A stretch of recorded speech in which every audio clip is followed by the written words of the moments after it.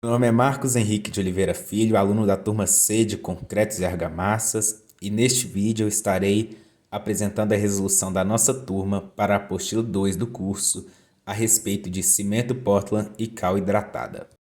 Estudando o comportamento do cimento, o primeiro experimento que nós fizemos foi a resistência à compressão do cimento Portland. Para isso, nós utilizamos um traço de 1 por 3 por 0,48 de cimento, areia e água, utilizando a areia normal. Para realizar esse experimento, nós utilizamos o cimento CP5 Ari, com condições de temperatura da água ambiente, umidade do ar controladas, e também após realizar após realizar a moldagem desta argamassa, nós, nós esperamos uma semana para secar e nós tiramos as medidas dele. Fizemos 4 corpos de prova, todos eles ali aproximadamente de 440 gramas, né? E realizamos medidas de diâmetro, altura, área e volume.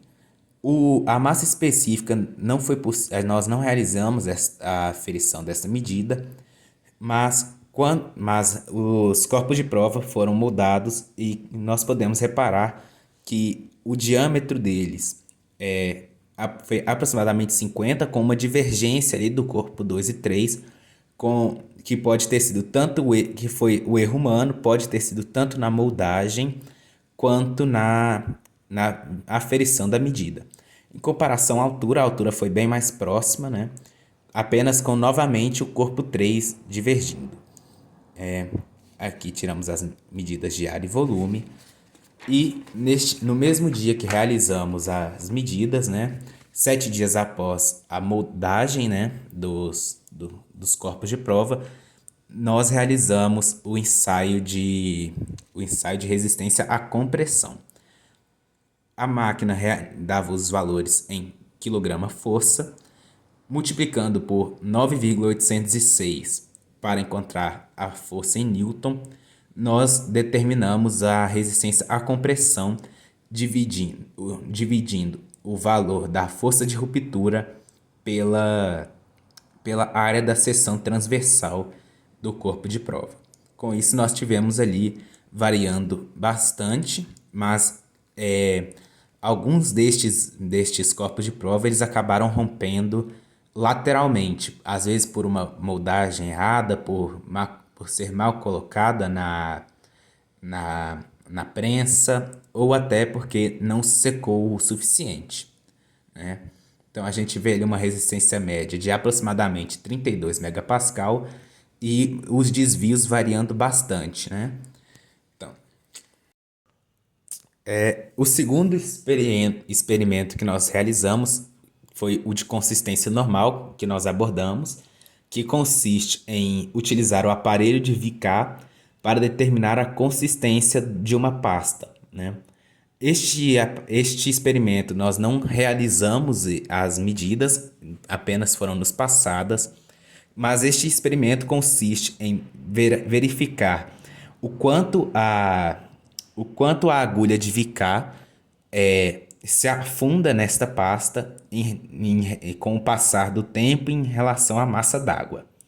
Pois bem, a gente pode ver aqui que na tentativa número 1, com uma massa de água de 178 gramas em relação a 500 gramas de cimento, a pasta acabou ficando muito mole, de forma que a agulha foi direto ao fundo. Com uma massa menor de água, ela quase chegou ao fundo, mas ficou a uma distância de meio milímetro.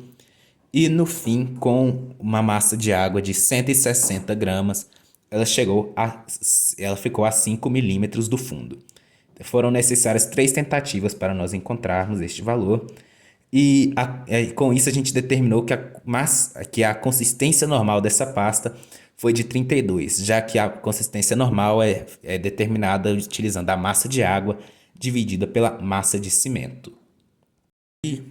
E este valor nós utilizamos porque A gente determina isto quando a sonda ela estaciona a 6 milímetros com uma margem de erro de 1 milímetro. Ou seja, os 5 milímetros foi o suficiente. O experimento a seguir também foi, nós tivemos uma demonstração dele, mas os valores também foram apenas nos passados. Então, que foi o ensaio do tempo de pega. O tempo de pega consiste em adicionar água, né, numa pasta e verificar novamente o quanto a agulha de Vicar se aprofunda nessa pasta. Para isso, a gente determina que o tempo de pega começa quando a agulha ela não chega ao fundo. E o fim do tempo de pega é quando ela estaciona a 6 milímetros com uma margem de erro de 2 para cima ou 2 para baixo. Então, aqui a gente consegue reparar que quando o tempo de pega, a gente começa a medir o tempo de pega quando se adiciona a água. Ou seja, ali a gente pode ver às 7h20 da manhã. E este aqui é tentativa e erro. O primeiro momento que a gente verificou que a agulha de Vicar não estava tocando o fundo da pasta foi às 11 horas. Então, este aqui é o momento que a gente determina o nosso começo do tempo de pega. E este tempo de pega, o início dele é determinado pelo momento em que a gente tem o início menos o momento em que se adiciona a água. Ou seja, o tempo necessário para o início do tempo de pega foi de 220 minutos. E o tempo final ali foi quando ele atingiu 4 milímetros de distância do fundo. Afinal, é aquela margem de erro de 2 milímetros, dos 6 milímetros necessários, foi às 11h45. Ou seja, o fim do tempo de pega para nós foi em 265 minutos após a adição de água. O último experimento que nós realizamos a respeito deste assunto foi o de massa específica, onde nós adicionamos uma massa de 60 gramas de cimento Portland em um balão volumétrico, quer dizer, num frasco de Le Chatelier, contendo querosene, contendo 0,3 centímetros cúbicos de querosene, e com a adição dessas 60 gramas de cimento Portland, nós reparamos que o volume no frasco subiu para 20,6 centímetros cúbicos. Com isso, a gente pôde determinar que o volume alterado foi de 20,3 centímetros cúbicos e para determinar a massa específica, nós dividimos a massa de cimento adicionada pelo volume deslocado.